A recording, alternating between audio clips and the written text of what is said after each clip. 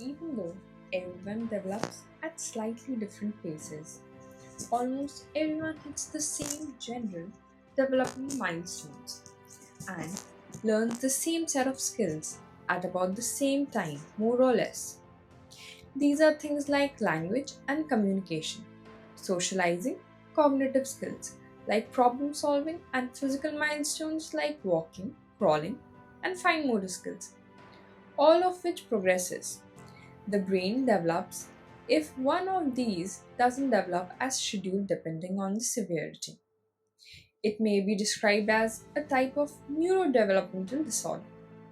Neuro referring to brain, especially when certain skills related to socializing and communicating don't proceed as normally.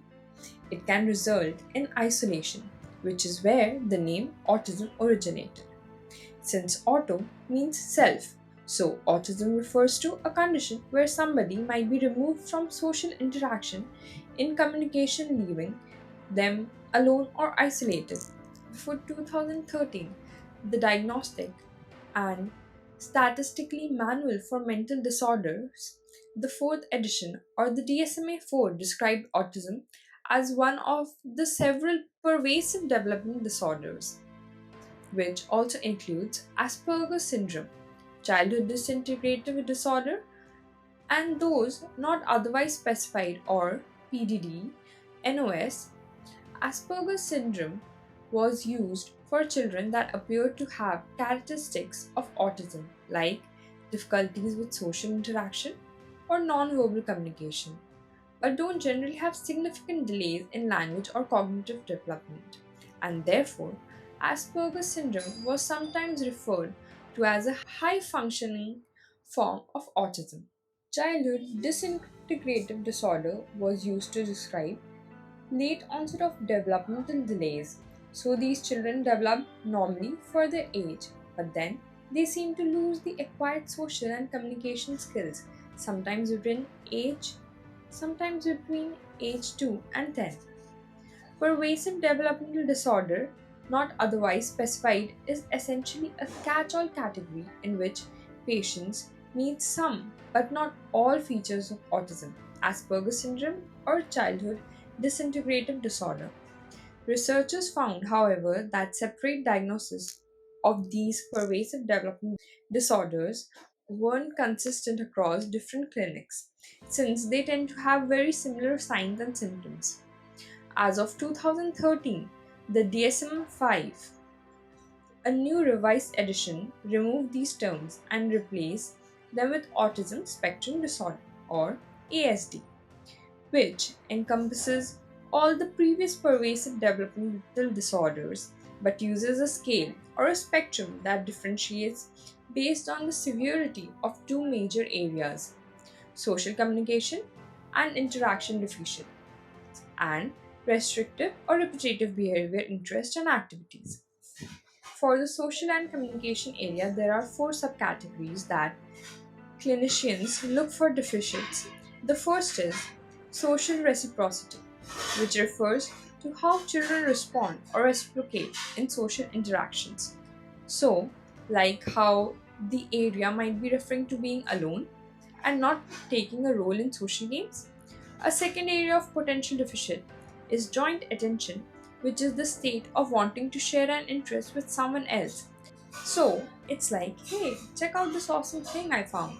So, an example impairment in this area might be a child not sharing their interest or amusement in an object with their parents. Next, there's nonverbal communication, which refers to difficulties either using nonverbal communication themselves or interpreting nonverbal cues from someone else.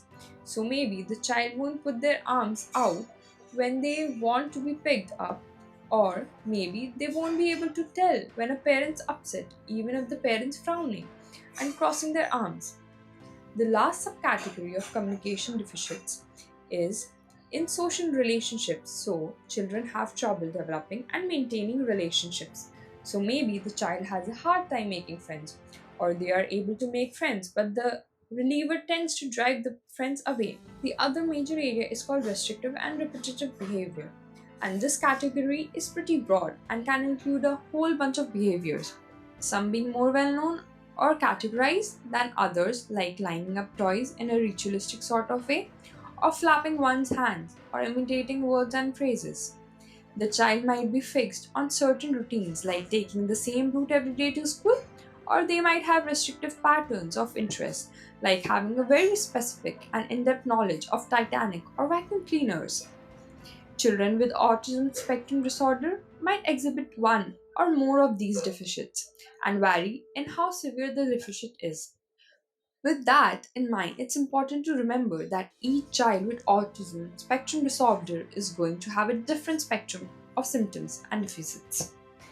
Typically, clinicians will try to observe these behaviors in the child, looking for these possible deficits since these behaviors are often more well known by the child's caretakers in the R, by the clinicians like their parents or their teachers. A meaningful diagnosis or autism spectrum disorder relies heavily on listening to what others are observing at school or in school. They might be given severity scores in each area, which can help determine how much support the kid's going to need. For example, a severity level 1 would indicate the child needs some support for social communication. They might speak in full sentences and engage in communication, but normal back and forth conversation with others just doesn't seem to work. For repetitive and restrictive behavior, they might have difficulty switching between activities. On the other side of the spectrum, a level 3 severity means the child needs very substantial support. And on the social communication side, they might display very few words, intelligible speech, or rarely initiate an interaction with others.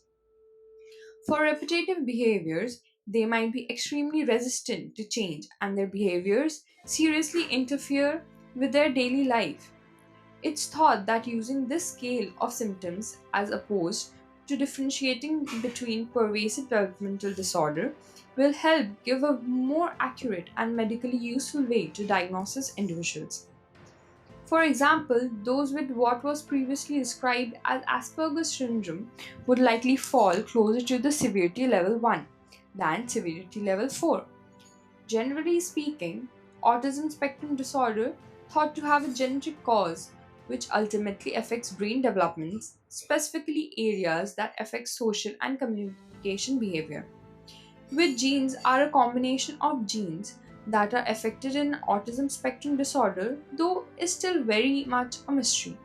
In addition, these are a bunch of environmental triggers that have to be explored, but at the time, there are no clear risk factors that have been identified. With that said, there is also no cure for autism spectrum disorder, and treatment or management has specifically and carefully tailored to each child. And this includes things like specialized education programs and behavior therapy that all seek to maximize quality of life and functional independence. Alright, as a quick recap, autism is a developmental disorder where an individual has difficulty with social interactions and communication, often leaving them socially isolated.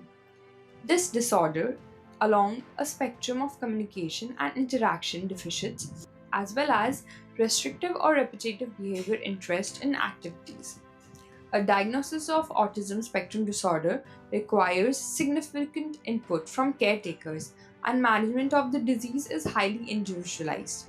Thank you for watching our video. If you would like to watch similar videos, then subscribe to our channel.